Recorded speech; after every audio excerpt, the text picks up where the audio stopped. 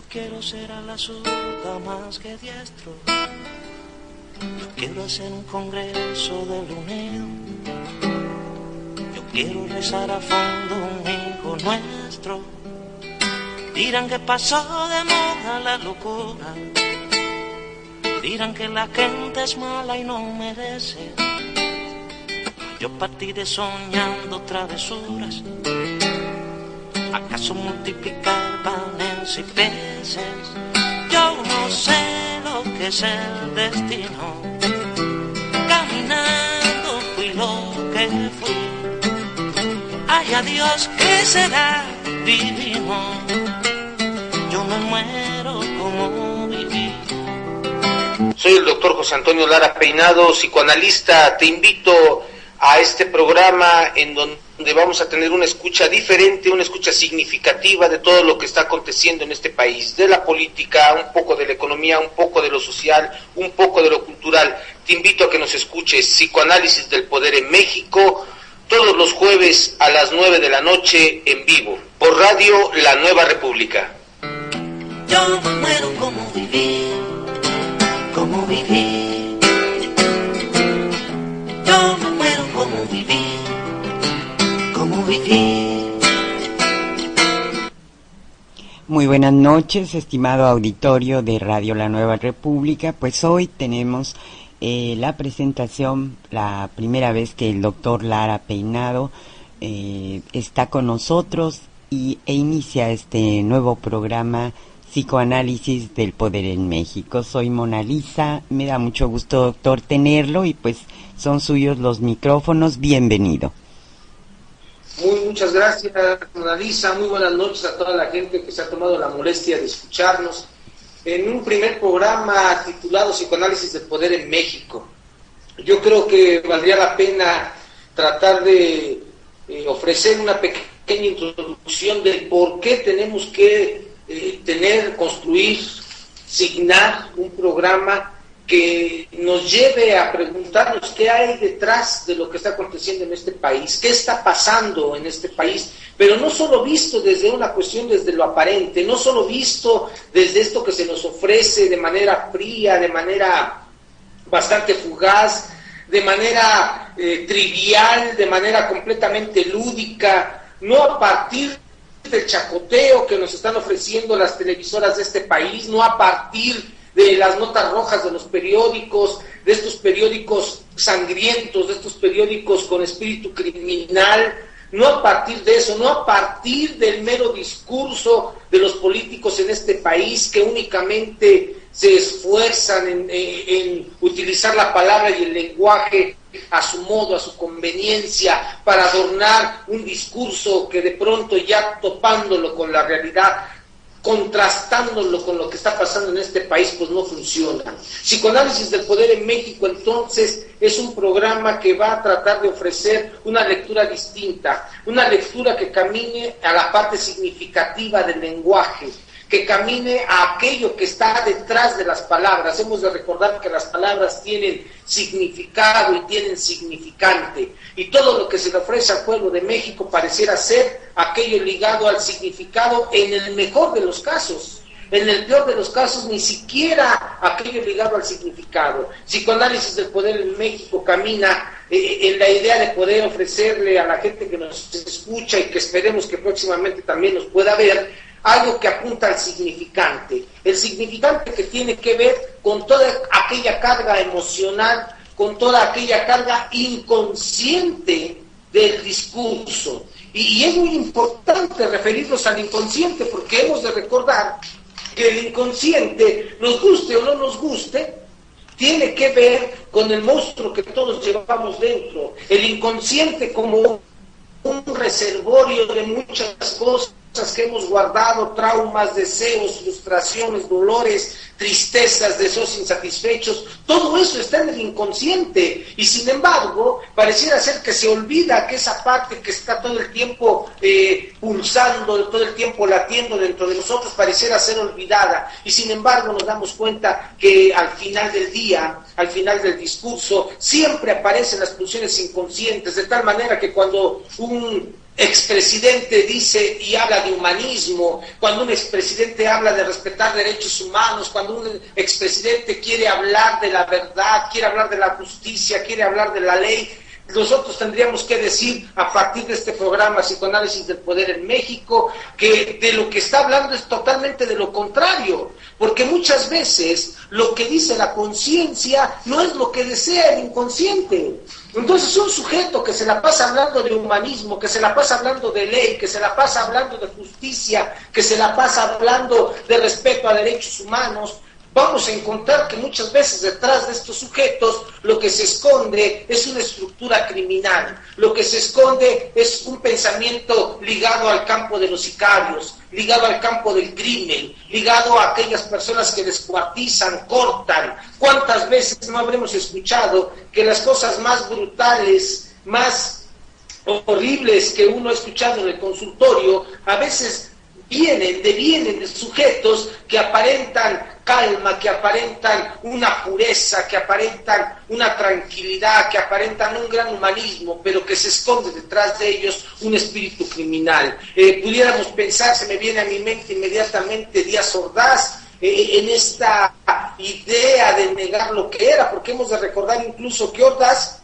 que es de Oaxaca, se cambia sus papeles para decirse que es de Puebla, un sujeto que reniega de su historia, un sujeto que pudiéramos pensar que vivió una infancia brutal, terrible, caótica, con padres muy sádicos, justo cuando llega a gobernar este país, provoca una de las matazones más increíbles, más malsanas de las que tengamos memoria en México. Díaz Ordaz, un asesino escondido en una careta aparentemente de legalidad, ley y justicia. Se me viene a la mente de pronto Echeverría, evidentemente, como diríamos en el campo psicoanalítico, una locura de dos. Echeverría que sostiene también que se mancha las manos de sangre, otro sujeto que hablaba de la democracia, que hablaba del pueblo y que escondía a fin de cuentas todo un espíritu criminal. Se me viene a la mente Felipe Calderón. Hemos de recordar que Felipe Calderón se vestía de militar, hemos de recordar a Felipe Calderón hablando de justicia, hablando de ley, y sin embargo emprendiendo una guerra. Y cuando hablamos de guerra hablamos de muertos, cuando hablamos de guerra estamos hablando de asesinatos, cuando hablamos de guerra estamos hablando de violaciones, de huérfanos, de viudas. Y todo esto lo inicia Calderón, y ahora el sujeto habla de humanismo.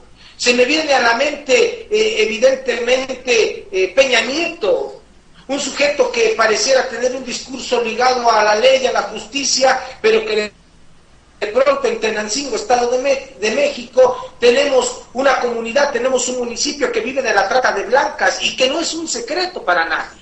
La gente que ha visitado el Estado de México sabe perfectamente bien que ahí se cuecen habas en términos del crimen. Yo he estado en Tejupilco, he estado en San Pedro Limón, lugares verdaderamente dominados por el crimen. Entonces, ¿qué podemos ir reflexionando alrededor de todo esto que estamos iniciando como una pequeña introducción de nuestro programa? Que es muy importante que cuando usted esté escuchando a los políticos, que cuando usted esté escuchando el discurso, no solo se vaya por lo que pudiera escucharse hermoso del discurso, no solo se vaya usted por el significado de la palabra. Proponemos que se vaya usted también por el significante de la palabra, y el significante que esconde aquellas cuestiones inconscientes. ¿Recuerdan ustedes el dicho de que dime de lo que presumes y te diré de lo que careces? Es muy importante empezar a escuchar el discurso de los políticos desde un lugar distinto, desde un referente distinto, y este referente distinto lo podemos comenzar a encontrar cuando empezamos a comparar el discurso con las palabras, y estas palabras con los actos, y en esta contradicción vamos a encontrar cuando el político miente, en esta contradicción vamos a encontrar cuando el político se está burlando del pueblo mexicano. Por ejemplo, se me viene a la mente el discurso de un señor Fox, que por ejemplo refería que México estaba bien, que refería que todo caminaba viento en popa, que el sujeto que vivía en una ilusión, en un narcisismo brutal, en una egolatría verdaderamente patológica, este sujeto que se ponía botas, este sujeto que logró conquistar algunas conciencias de algunos mexicanos en este país y que de pronto, justo cuando tiene el poder, se detona aún más su egolatría, aún más su problema y su desequilibrio mental, su esquizofrenia.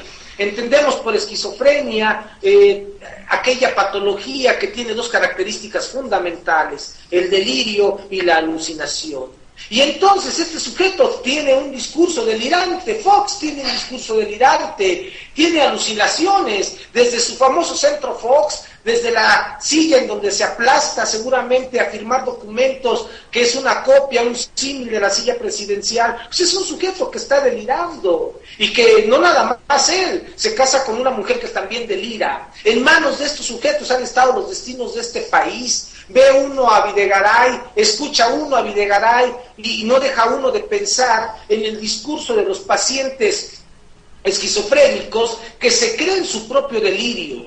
Todo esto tenemos que empezarlo a analizar, tenemos que empezarlo a discutir en aras de la construcción de un pensamiento crítico. Bueno, estamos en el chat de Radio La Nueva República y también estamos en Twitter, les doy mi Twitter, @El Poder en México, para que se comuniquen. Ya hay gente que nos está mandando algunas opiniones y hay gente que también nos está escribiendo. Ahora mismo voy a checar Twitter y seguimos con el programa. Muchas gracias a todos los que se están escuchando en nuestro programa Psicoanálisis del Poder en México. Bueno, entonces, una introducción era esa, tratar de explicar por qué la necesidad de un programa que pudiera acompañarnos a una escucha diferente de lo que está pasando. México, yo creo que está viviendo uno de los momentos más brutales de su historia, uno de los momentos más tristes de su historia. Yo no recuerdo un México con tanta sangre, con tantos muertos, un México con tanta mentira, con tanta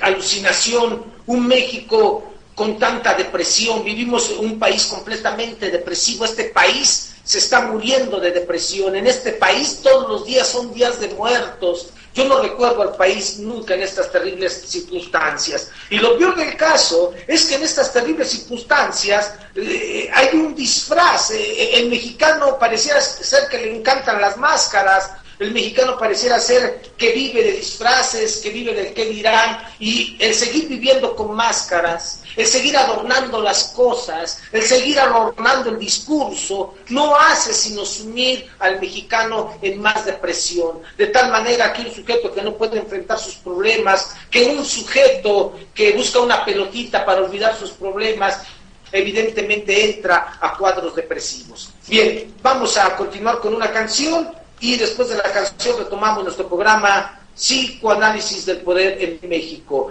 Muy buenas noches y muchas gracias por escucharnos. Sigue escuchando Psicoanálisis del Poder en México con el doctor José Antonio Lara Peinado.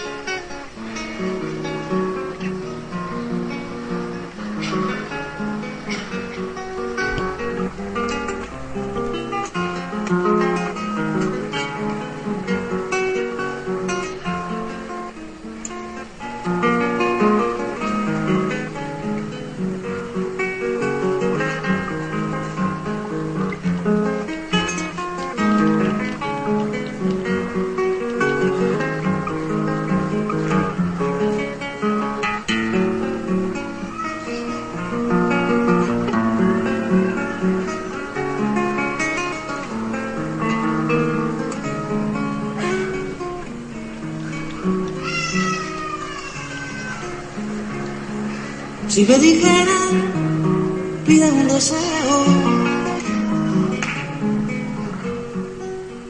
preferiría un ramo de nubes, un torbellino en el suelo y una gran ira que sube, un barredor de tristezas, un aguacero en venganza, que cuando escampe parezca nuestra esperanza.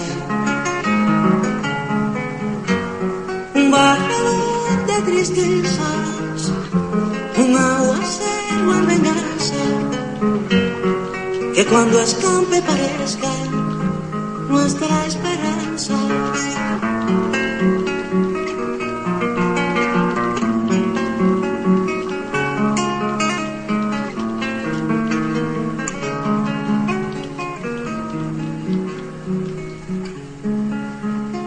Si me dijeran, pide un deseo,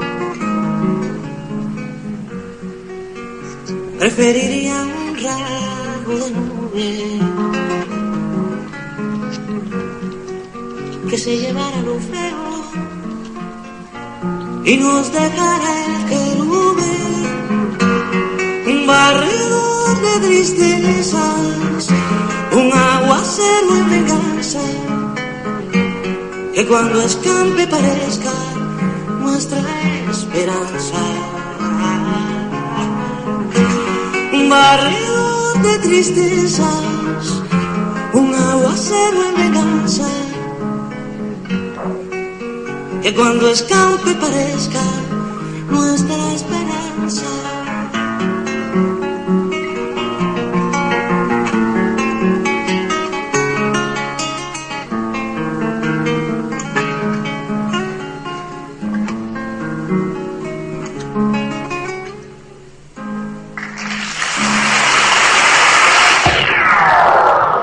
Escuchando Psicoanálisis del Poder en México con el doctor José Antonio Lara Peinado. Regresamos.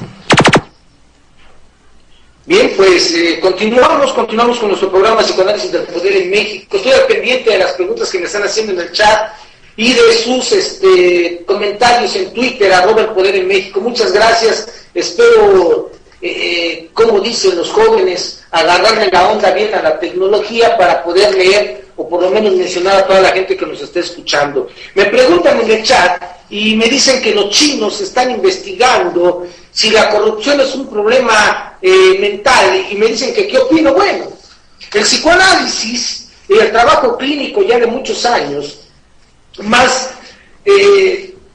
que decir enfermedad mental, yo creo que nos viene a decir que la corrupción es un problema psíquico que tiene su origen en la no introyección de la ley. Va de nuevo. ¿Qué es la corrupción? La no introyección de la ley en el niño. Y lo que no se introyecta en el niño no se puede lamentablemente introyectar en la vida adulta. Entonces, ¿sería un problema de salud mental o sería un problema de la perversión?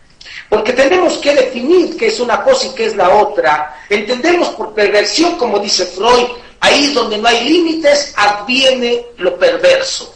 Entonces, si no hay límites, hay perversión. Y si la corrupción es un asunto que tiene que ver con la no introyección de la ley, es decir, con la no construcción de límites, pudiéramos afirmar entonces que la corrupción está más ligada al ámbito de lo perverso que del asunto de la enfermedad mental. Y esta es una pregunta interesante. ¿Un perverso es un enfermo mental? Considero clínicamente que no, porque el perverso sabe perfectamente bien lo que hace. El asesino sabe perfectamente bien que está matando, el violador sabe perfectamente bien que está ultrajando a una mujer. Entonces, si el sujeto tiene la conciencia de lo que está haciendo, yo no pudiera hablar necesariamente de una enfermedad mental. Sí pudiera hablar entonces de la perversión. Y la perversión, desde mi punto muy particular de vista clínico, no es una patología. La perversión no necesariamente vamos a poder curarla en un consultorio. El sujeto perverso debe de recibir castigo. Quisiera citar tal vez un ejemplo de lo que es la perversión.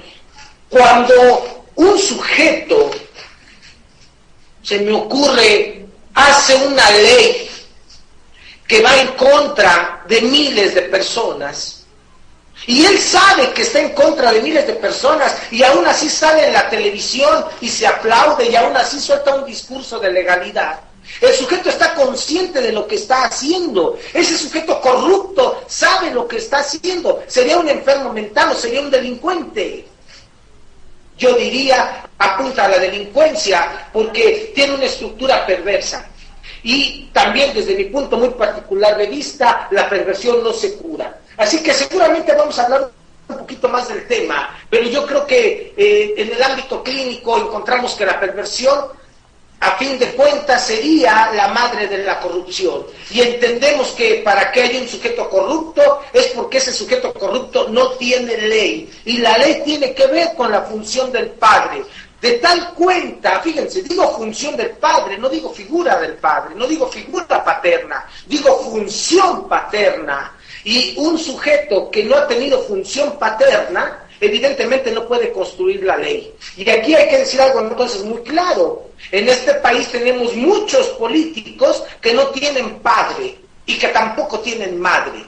Y la carencia de la figura materna, la carencia de la figura paterna, derivan en un sujeto corrupto, en un sujeto que no tiene ley, en un sujeto que no tiene límites. Algo que debiéramos de analizar es que quiénes son los papás de los políticos actuales, de dónde vienen, a qué se han dedicado, cómo trataban a la mamá, es decir, a la esposa.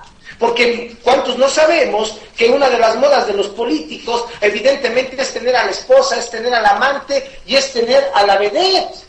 No se nos olvide, por ejemplo, el caso de José López Portillo con Sasa Montenegro, pero no vamos más lejos. ¿Qué tal Peña Nieto con la gaviota? De tal manera pareciera ser que tenemos a un montón de políticos que no tienen madre, que no tienen padre, que no tienen estas estructuras básicas para la construcción de su psiquismo y que esto ha derivado lamentablemente en sujetos corruptos. No quisiera que termináramos el programa sin antes poner en la mesa de discusión el asunto del doctor Mireles.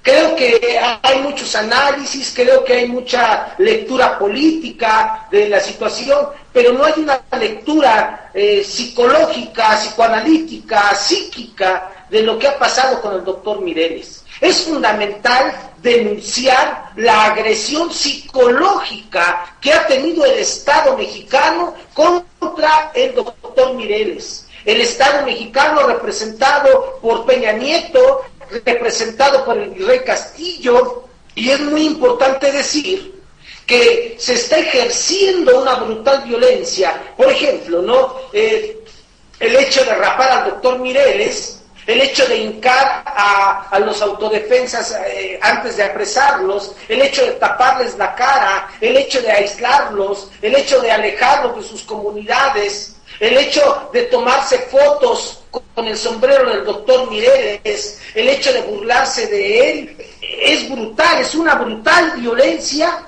psíquica que se ejerce contra un sujeto, porque no se trata de detenerlo únicamente, no se trata de llevarlo a lo que ellos llaman autoridad, no se trata de exponerlo a lo que ellos llaman justicia. Lo que han hecho con el doctor Mireles es burlarse, es humillar, es, como dijera yo, es decirle a la población mexicana, cuidado, esto es lo que les vamos a hacer a todos los que estén teniendo una voz alternativa, a todos los que estén pensando de manera diferente, los vamos a rapar, los vamos a humillar, vamos a pasar por encima de ustedes. Ya no se trata de darle un balazo al doctor Mireles, ahora es peor, estos sujetos tienen una mentalidad de sicarios, estos sujetos tienen una mentalidad de criminales. Estos sujetos buscan simbólicamente humillar, destrozar, descuartizar, desmembrar. Eso es lo que han hecho psicológicamente con el doctor Mireles. No podemos dejar de mencionarlo, no podemos callarnos ante esta brutal exhibición de poder enfermo, porque pareciera ser que todo esto que están haciendo con Mireles, el hecho de que llegue el ejército a los estados donde hay violencia y que no pasa absolutamente nada, porque Michoacán sigue igual, y a mí no me pueden venir a decir que no es cierto. Tenemos un trabajo de investigación que hemos hecho durante 2-3 en Zona Caliente de Michoacán, en Tamaulipas, en Chihuahua, en Veracruz, en el Estado de México, y a mí no me pueden venir a decir que las cosas han cambiado. No ha cambiado absolutamente nada. Sin embargo, el gobierno, de manera verdaderamente espantosa y terrible y monstruosa, manda tanquetas, manda ejército, manda helicópteros. ¿Pero para qué? Son para someter al criminal, son para verdaderamente encontrar a los criminales, no son para eso.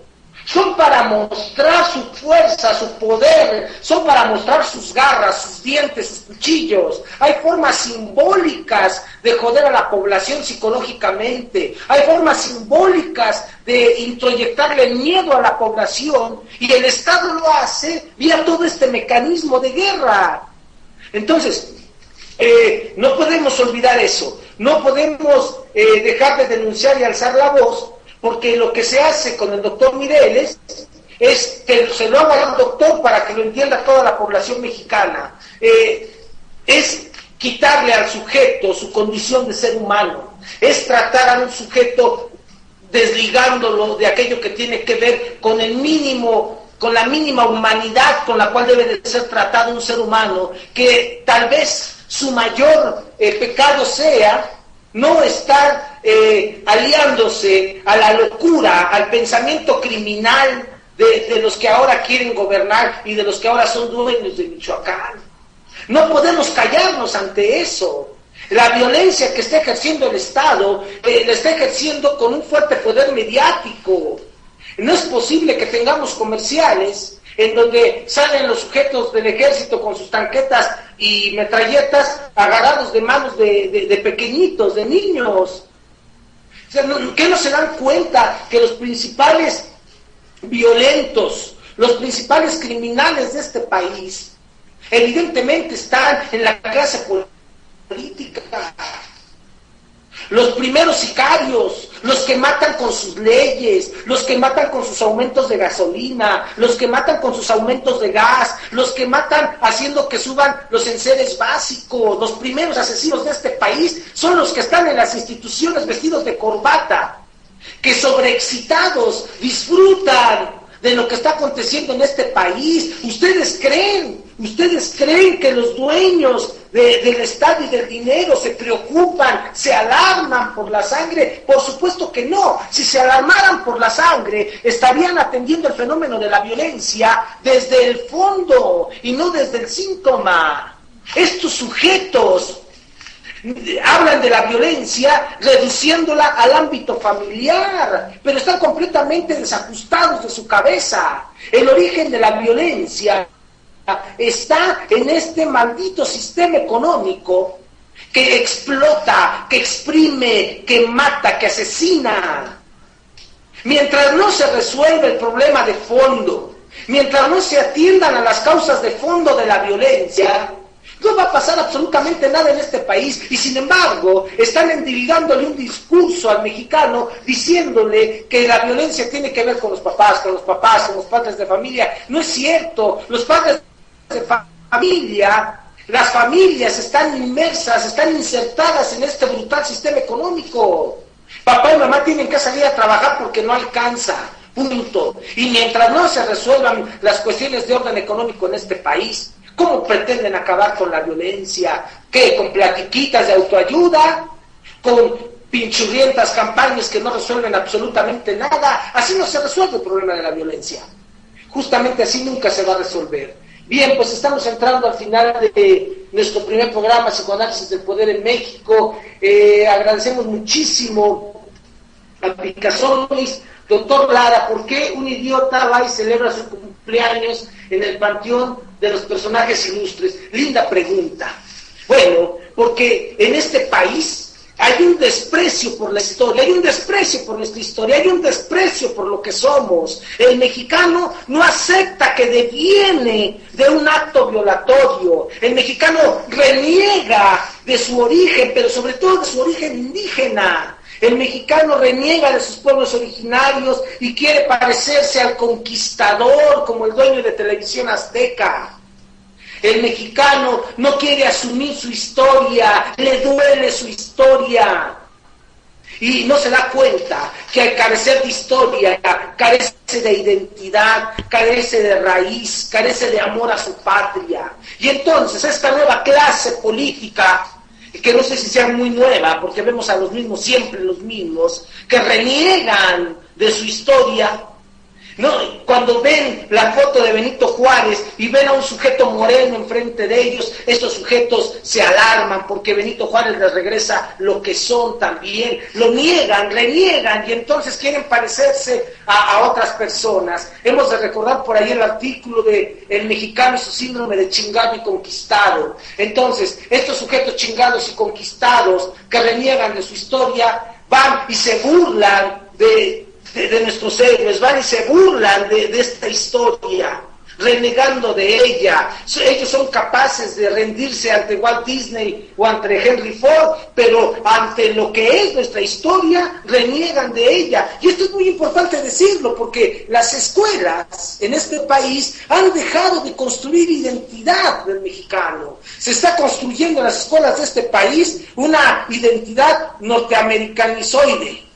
Es decir, es el inglés el primero que se enseña ahora desde el jardín de niños hasta el doctorado, y pocos se retoman los principios, los valores de nuestros pueblos originarios. La televisión hace su parte, lo mismo, ¿no? Negar, burlarse, contarnos una historia que no existe, pseudo intelectuales que salen en la televisión hablando de otras formas y tratando de vendernos el asunto de la globalización. Sin embargo, la gente no se da cuenta, no se percata que no podemos entrar a un mundo globalizado si antes no tenemos identidad. Así que esta gente estúpida que va y se burla, que va y hace una fiesta en medio de estos símbolos que debían representar mucho para este país, evidentemente negando una historia, evidentemente sin identidad, evidentemente sujetos que al no construirse desde un límite, por supuesto que están llegando a actitudes bastante estúpidas. Doctor, todo lo que usted dice es muy interesante, lo necesitamos, pero no grite tan alto, es cansado, rasposo. Muchas gracias, ya no vamos a gritar tanto, voy a bajar el volumen. Doctor, también aquí hay una pregunta. La violencia es el maldito sistema económico. Bueno, aquí muchos comentarios. Bien, pues estamos entrando al final de nuestro programa. Doctor, aquí hay una pregunta, ¿sí?, en el chat, ¿se la puedo leer? En lo que se familiariza con el chat, porque corre muy rápido. Mire, Nonoy le pregunta que pues a ella le parece muy importante que también nos ilustre sobre el psicoanálisis del ciudadano de México. ¿Por qué aguantamos tanto a esta clase de psicópatas? Es que es muy desesperante ver la pasividad de la gente. Bien, es interesante. Miren, me regreso a mi artículo del mexicano y su síndrome de chingado y conquistado. El mexicano deviene, decía yo, de un acto violatorio, es decir, llegaron los españoles y la primer ultrajada fue una mujer. De ahí deviene el mexicano. Entonces el mexicano se tiene que enfrentar a dos situaciones fundamentales: aceptar que viene de ahí o querer parecerse a los españoles que conquistaron este país, que provocaron uno de los más brutales genocidios a los cuales hemos tenido desgraciadamente acceso. Bien, ¿por qué el mexicano entonces es apático?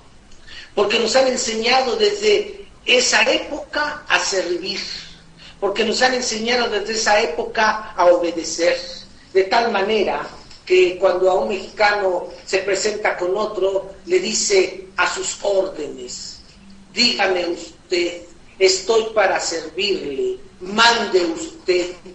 Desde esa época, desde aquel entonces, nos han introyectado la condición de esclavos que respetan al amo. En las escuelas, aún más. Entran los niños desde el preescolar y cuando entra la directora se les pide a los niños que se paren y que digan esa cantaleta que se sigue escuchando hoy en día de buenos días, señora directora, ¿no? Es decir, nos han enseñado a servir, nos han enseñado a obedecer. Esa brutal enseñanza, dijera yo, que deviene de la historia, que deviene de este triste encuentro con los españoles y que de pronto se empezó a construir también dentro de las escuelas, ha hecho que el mexicano no hable, no levante la voz, no responda. Esa es una mirada solamente, pero hay otra. Hemos de decir también que el mexicano no entra a moverse, a tratar de transformar las cosas, porque cuando el mexicano lo ha intentado, ha sido brutal el exterminio.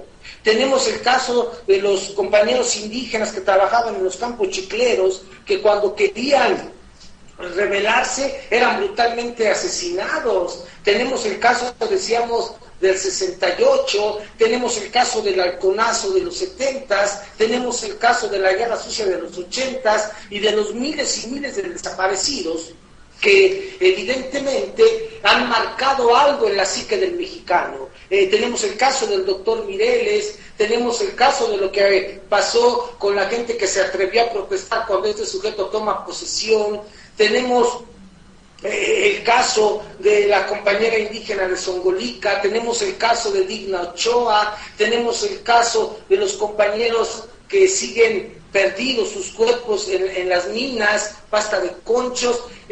A lo que trato de llegar es de que se ha introyectado en el mexicano, primero, que estamos para servir y obedecer, y número dos, que cuando el mexicano ha intentado levantar la voz, el exterminio, la guerra mediática, el asesinato, las desapariciones forzadas han creado una herida muy grande en la psique del mexicano, y eso no ha posibilitado que el mexicano despierte. Llevamos dos situaciones. Tercera situación, ahorita el miedo como una estrategia de control social se está ejerciendo de manera verdaderamente, ¿cómo pudiera comentarlo yo?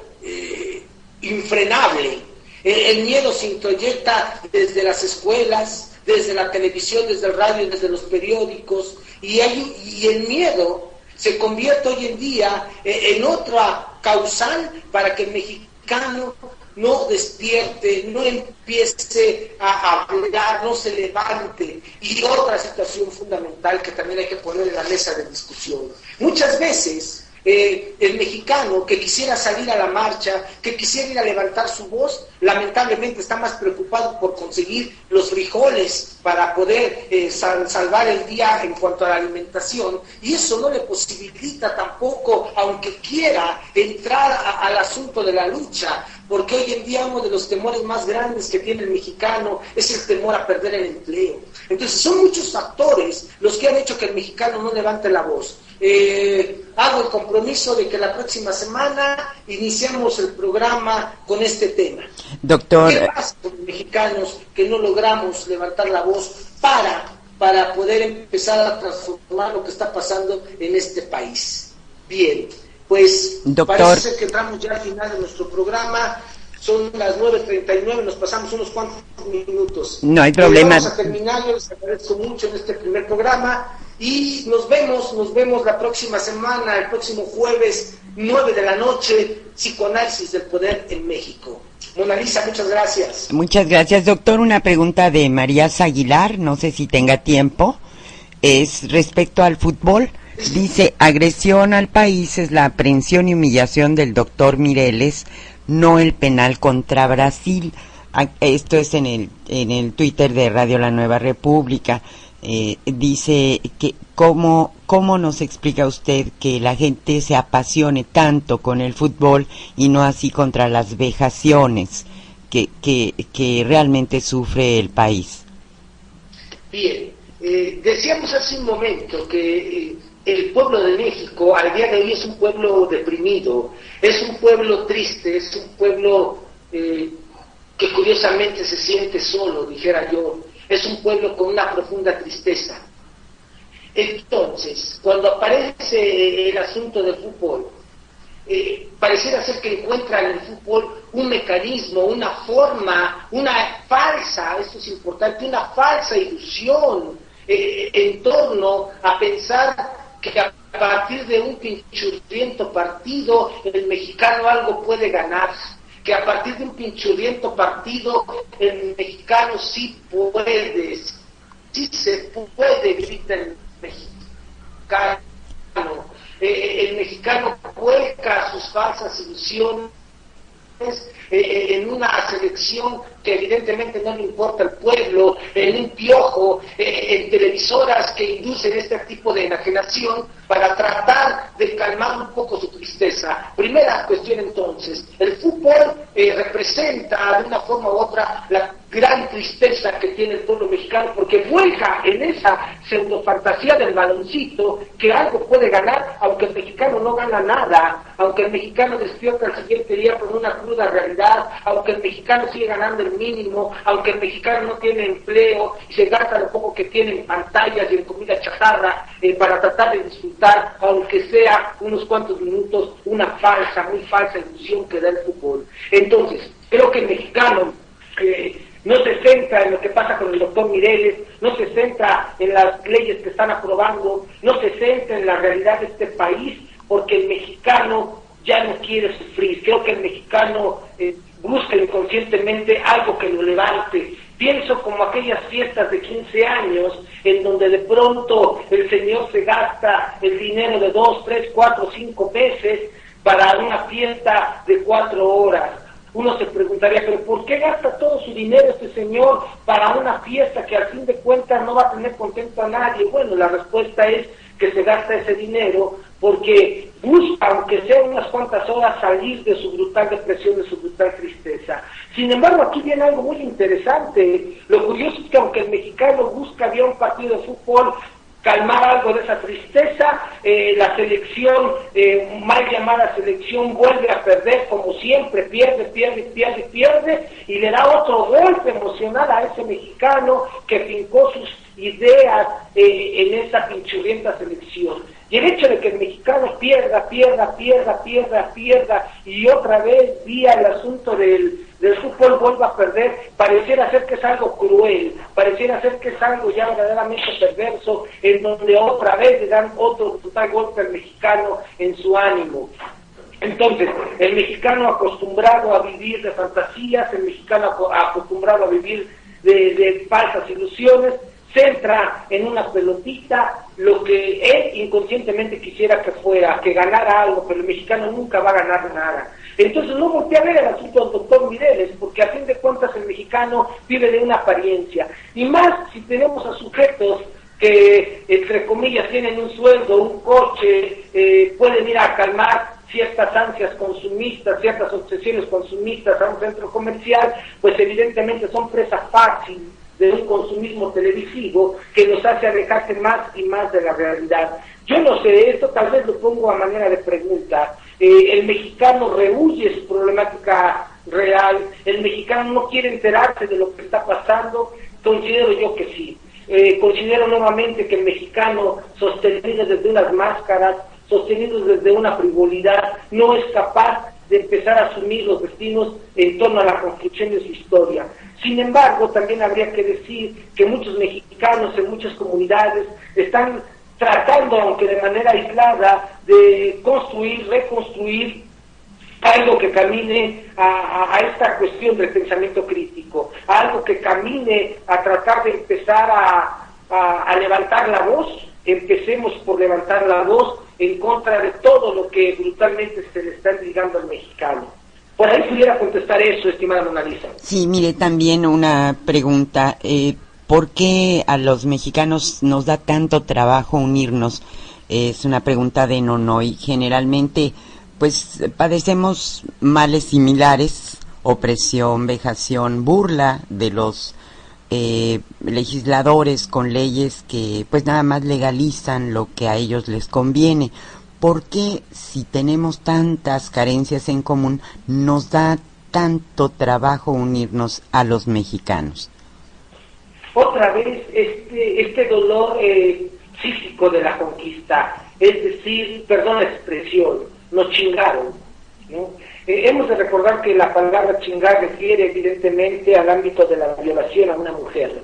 Entonces, fue tan brutal esa violación, fue tan brutal el ultraje, que el mexicano inmediatamente intentó, después de este parto tan doloroso de la historia, pareciera ser que intenta no asumirse ya como el violado, y entonces busca chingar al otro. De hecho, no ha de extrañarnos que en la educación de muchos niños de este país, los padres recomiendan que chinguen al otro, los padres recomiendan que si se pueden aprovechar, se aprovechen del otro. Vivimos, es decir, nos violaron, se aprovecharon de nosotros, y esa huella psíquica, ese dolor psíquico, pareciera ser que ahora nosotros lo queremos revertir, queriéndonos convertir en una caricatura de los que chingan, en una caricatura de los que violan, de los que roban. Entonces, el mexicano no empieza a trabajar en colectivo, no puede trabajar en colectivo, porque no ha superado este dolor psíquico. Y esto se agravó aún más. ¿Y cómo es que se agrava aún más? Cuando de pronto el mexicano empieza a observar que el que no tranza no avanza, cuando el mexicano empieza a observar que la gente se aprovecha del puesto público, cuando las instituciones de pronto se caen, cuando la gente aprovecha el mínimo poder que tiene para poder al otro, cuando la gente quiere hacer las cosas bien y no se puede. Entonces todo esto abona a que el mexicano no quiera trabajar en colectivo, a que el mexicano rompa los grupos, a que el mexicano friega al que está al lado, al que está atrás y al que está al frente.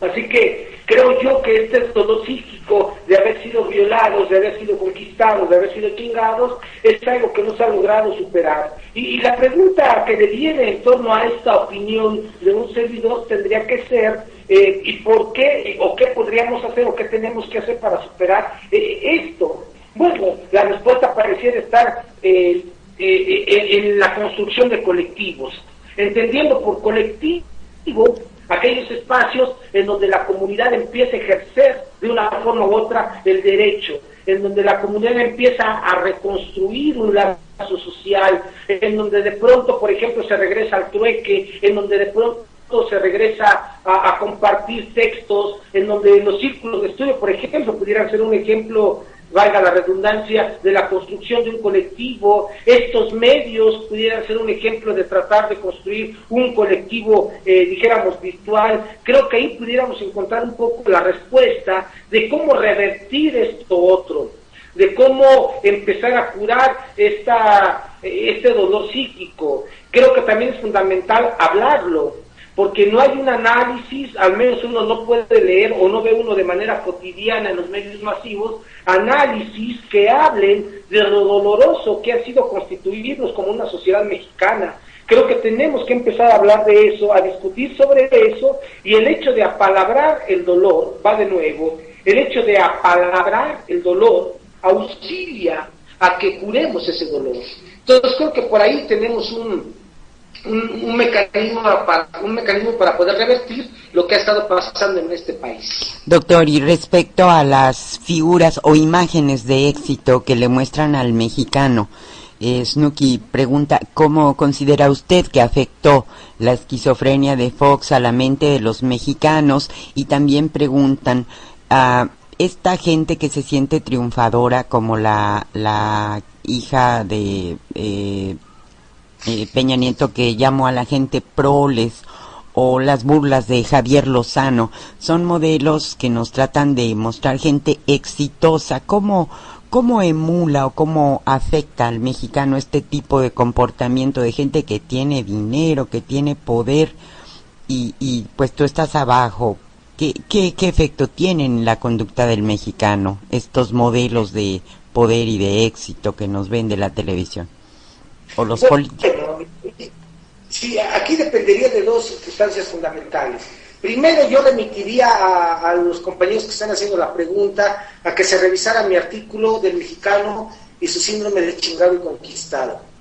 Ahí en este artículo hago una referencia muy importante de esta clase de gente que tiene dinero, que aparece en las revistas, que tiene grandes coches, se aparece como gente de éxito y triunfadora. Ahí refiero que estos sujetos son más conquistados y más chingados que otros sujetos. Y esto es muy importante. Lo primero que tenemos que hacer es percatarnos que estos sujetos evidentemente no representan ningún modelo de éxito, evidentemente no representan ningún modelo de, dijera yo, de lucidez o algún modelo de de triunfadores en la vida. Estos sujetos son un claro ejemplo de mexicanos chingados y conquistados. ¿Por qué? Porque estos sujetos, aún más con el poder que tienen, se han sometido a una marca, se han sometido a algo que les han impuesto sin siquiera darse cuenta. Entonces, número uno, lo que tendríamos que hacer los mexicanos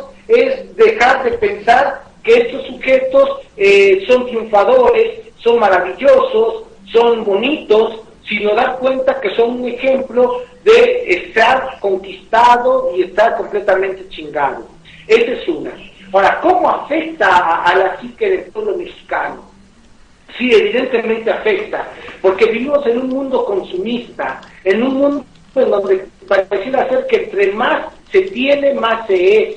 Un mundo que tiene como nuevo dios al dinero. Y estos sujetos pareciera ser, en todo caso, que son agraciados por Dios, pareciera ser que pueden acceder a todo lo que le ponen al mexicano enfrente, y mientras que el mexicano promedio no puede acceder siquiera a veces a comprarse un par de zapatos. Entonces va creciendo en el mexicano una muy baja autoestima, van golpeando la seguridad del mexicano a tal grado que tenemos a personas con características físicas de nuestros pueblos originarios que se avergüenzan y que se sienten menos que otros, a tal grado que tenemos a personas verdaderamente estúpidas que ven a un niño tipo Gerber y dicen ¡ay, qué bonito! Y ven a un niño morenito y dicen ¡ay, qué chistoso! Es decir, esta clase de sujetos que aparecen en las revistas, esta clase de sujetos del jet set, pareciera ser que no son vistos como conquistados y chingados, sino son vistos como sujetos que algo le pueden aportar o que son triunfadores, grandes líderes, y eso hace que el mexicano vaya creciendo en una muy baja autoestima y vaya perdiendo la seguridad de lo que hace y de lo que es. Creo que ahí hay una gran afectación, pero evidentemente nosotros podemos revertir esa afectación cuando le damos su justa lectura a lo que son esa clase de sujetos. Es decir, si a mí me preguntan, ¿y qué representaría la hija de Peña que le dice a la gente prole o que ofende a la gente? Yo diría, ahí tenemos un claro ejemplo de una niña conquistada y chingada por su propio padre. Una niña seguramente ultrajada psíquicamente por su propio padre. Una niña seguramente lastimada y con un padre sádico. Cuando empezamos a dar una lectura distinta a estos aparentes ejemplos que quieren imponer socialmente en este país, entonces estamos quitándoles el halo de grandeza. Y esto es algo que deberíamos empezar nosotros a hacer, es decir, dar cuenta de quién está diciendo eso.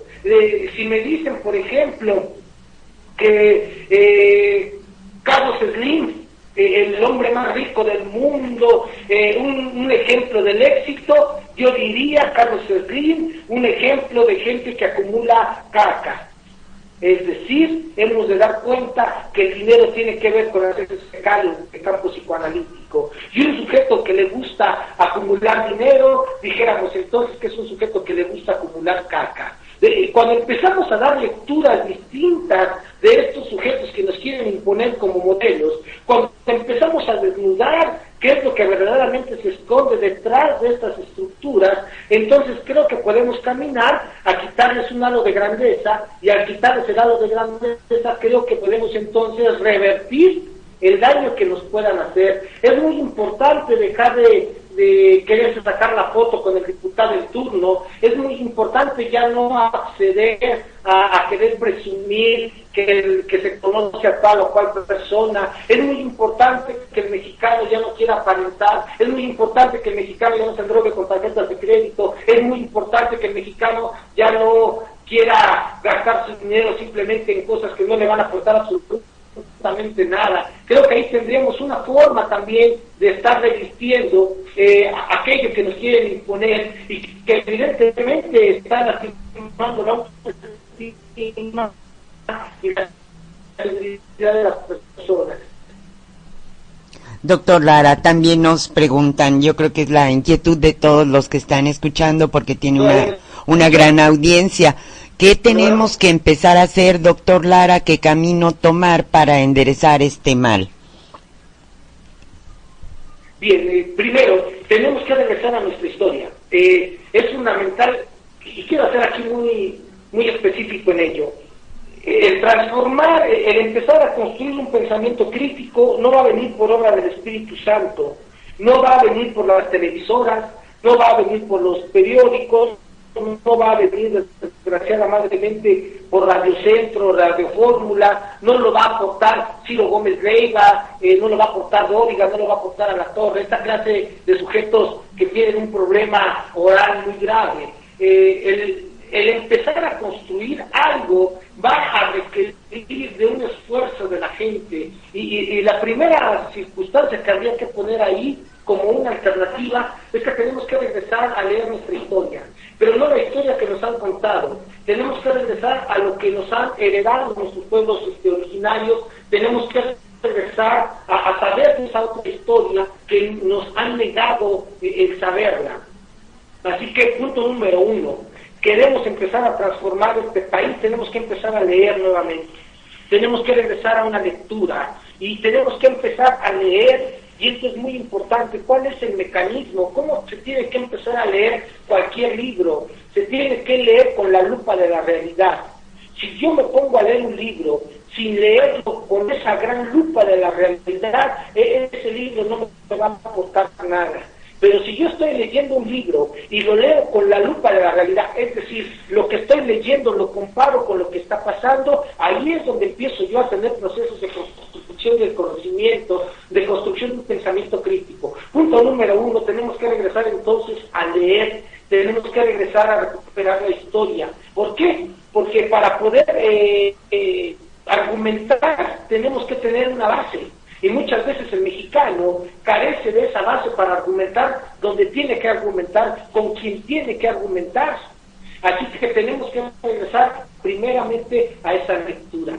Número 2, tenemos que ir recuperando el lazo social.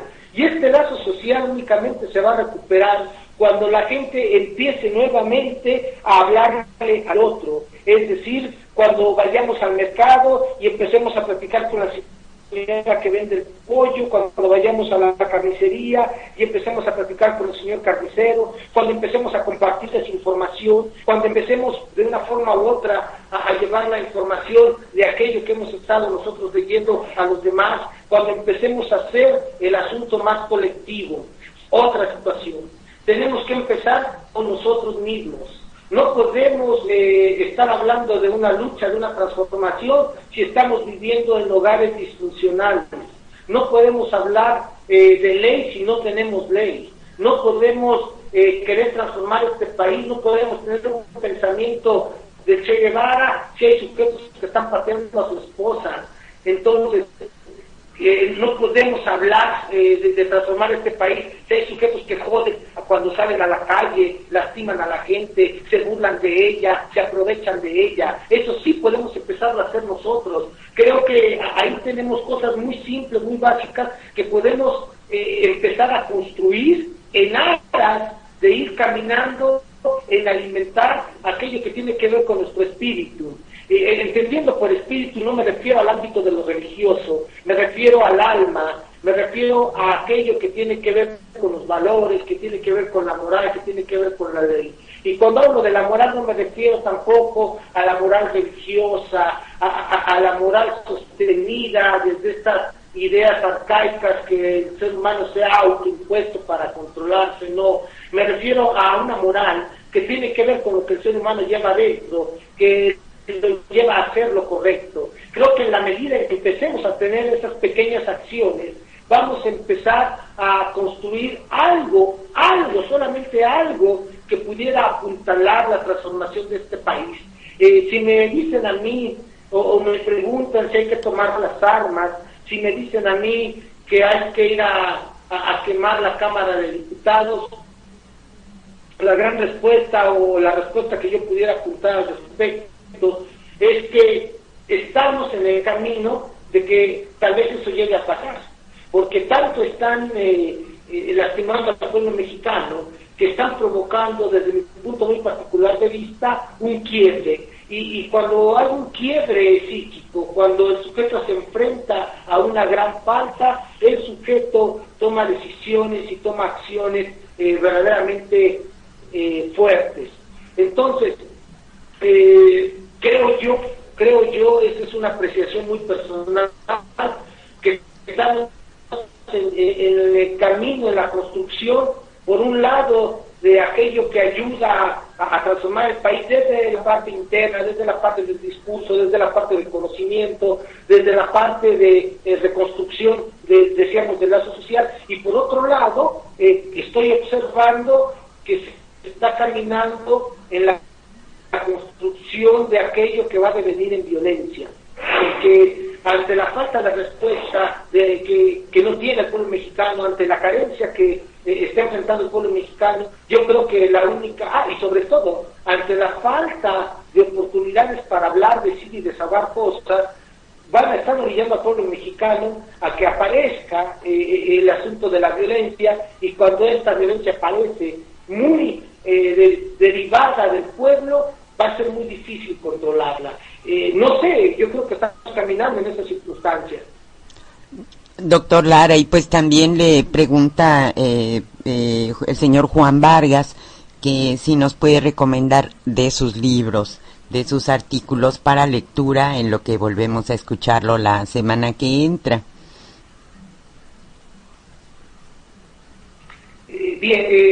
Recuerden, de los libros por ahí que tenemos publicados está El malestar docente, una escucha psicoanalítica a la salud mental de los maestros en México. Tenemos también el libro del psicoanálisis del poder en México, y ustedes pueden buscar, hay una página que se llama Letras del Norte WordPress. Va de nuevo, Letras del Norte WordPress. Ahí van a encontrar 22 artículos en donde trato de hacer una referencia a Televisa, a los políticos actuales, al origen de la violencia, a lo que representa simbólicamente el petróleo para los mexicanos. Ahí van a encontrar también el artículo del cual hemos estado hablando un poco el día de hoy, del mexicano y su síndrome de conquistado chingado. Vamos a encontrar un artículo sobre el miedo y el control social, en fin. Ahí ustedes van a encontrar una serie de escritos de un servidor que creo que pudieran no asumirse como una verdad bajo ninguna circunstancia, más bien van a posibilitar que ustedes al leerlos puedan tener preguntas, puedan tener cuestionamientos a un servidor, y que esos cuestionamientos pudiéramos estarlos abordando la próxima semana. Todo lo que nosotros escribimos, lo que un servidor escribe, no puede ser asumido como una verdad. Creo que más apunta a ser asumido como algo que cuestiona y que pudiera provocar en la gente que los lee también un cuestionamiento. Así que de eso se trata. Necesitamos cuestionar y volver a complejizar las cosas. Otra propuesta para que el mexicano pudiera empezar a transformar este país es empezar a preguntarse por qué, y tratar de no asumir ya las cosas como dadas. Creo que ahí habría otra propuesta. Tenemos que volver a problematizar el mundo. Y ahorita nos están vendiendo un mundo práctico, nos están vendiendo un mundo que pareciera ser que se puede resolver apretando solamente una tecla de un servidor. Consideramos que no es así. Tenemos que volver a problematizar. Queremos construir pensamientos críticos, vayamos a problematizar las cosas, problematicemos nuestra vida cotidiana, empecemos a cuestionar nuestra cotidianidad. ¿Por qué hacemos esto? ¿Por qué hacemos lo otro? El hacerlo va a ayudar a refrescar nuestro pensamiento, y sobre todo va a ayudar a que encontremos más respuestas que las que aparentemente hay en este país. Bien. Excelente. Doctor, pues Angelón también propone, a ver si más adelante usted pudiera tocar el psicoanálisis de los militares. Es interesante. Prometo que también la próxima semana prepararemos algo en torno a los militares. ¿Qué podemos decir? Los militares están educados cual si educaran a perritos en un circo. Es decir, están educados en base a la actividad psicológica del conductismo, en donde a partir de un estímulo y un reforzador, estos sujetos tienen que responder. Es decir, al ser educados de esa manera tan brutal, al ser entrenados, ¿qué quiere decir esta palabra? Al ser entrenados de manera tan bestial, reducen a toda costa el proceso racional del pensamiento, de tal manera que un sujeto que está inmerso en el ejército no tiene posibilidades de racionalizar lo que hace, únicamente obedece. Vamos a hablar de eso, vamos a denunciar cómo es que se forma, cómo es que se entrena a los militares, a los policías, cómo quieren una policía que tenga un sentido humano si la forman como bestia. ¿Cómo quieren que un miembro del ejército pueda responder ante el sufrimiento de un niño o una niña si es formado como bestia, si es formado como un animal? Entonces, esto hay que denunciarlo y no pasa nada más en México, eso pasa en todo el mundo. Basta ver con lo que está pasando ahora con Israel, atacando de manera bestial a los palestinos. Hay cosas que no se comprenden del ser humano. Como decía la abuela, entre más conozco al ser humano, más confío en mi perro. Yo no sé cómo es que se ha destrozado tanto el asunto psíquico del ser. Yo no sé en qué momento nos hemos perdido como humanidad, o a lo mejor algunas cosas pudiéramos aportar a esa pregunta. Muy bien, ¿algo más, Mona Lisa? Pues no, doctor, solo que todos agradeciendo muchísimo su tiempo, nos deja muchas reflexiones y pues con mucha emoción esperamos el siguiente programa. ¿Le parece si nos despedimos con la canción que usted eligió como insignia de su programa, El Necio, de Silvio Rodríguez? ¿Por qué le gusta esta canción, doctor? Ahí está la otra propuesta. Tenemos que volver a ser necios. Tenemos que volver a apostarle a la necedad. Tenemos que volver a apostarle a salirnos del camino. Tenemos que volver a apostarle a la locura, valga la expresión. La locura entendida, creo yo, en este momento de nuestra historia en México, como una única posibilidad de recuperación de la esperanza. Propuesta para cambiar este país, tenemos que volver a ser necios. Y yo creo que fue la canción que elegimos para el programa, seguramente ha de ser por eso. Muy bien, doctor, pues muchísimas gracias al auditorio. Esto fue Psicoanálisis del Poder en México con el doctor José Antonio Lara Peinado. Muchas gracias, doctor. Hasta luego, muchas gracias. Nos vemos la próxima semana, 9 de la noche. Hasta luego.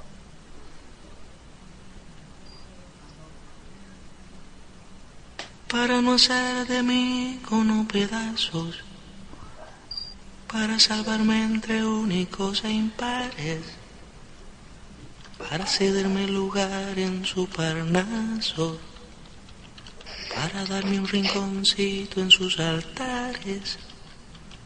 Me vienen a convidar a arrepentirme, me vienen a convidar a que no pierda, me vienen a convidar a indefinirme. Me vienen a convidar a tanta mierda. Yo no sé lo que es el destino. Caminando fui lo que fui. Haya Dios que será divino. Yo me muero como viví. Yo me muero como viví. Yo me muero como viví.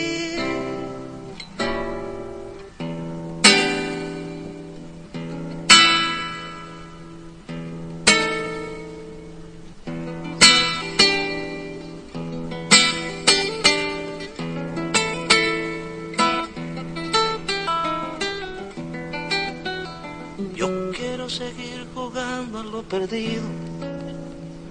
Yo quiero ser a la zurda más que diestro. Yo quiero hacer un congreso del unido. Yo quiero rezar a fondo un hijo nuestro.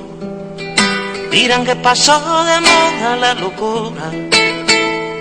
Dirán que la gente es mala y no merece. Yo partiré soñando travesuras. ¿Acaso multiplicar panes y peces? Yo no sé lo que es el destino. Caminando fui lo que fui. Dios, ¿qué será divino? Yo me muero como viví. Yo me muero como viví. Yo me muero como viví.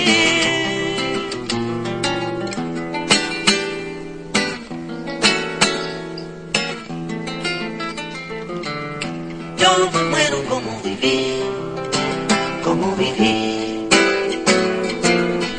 Yo me muero como viví, como viví. Yo me muero como viví.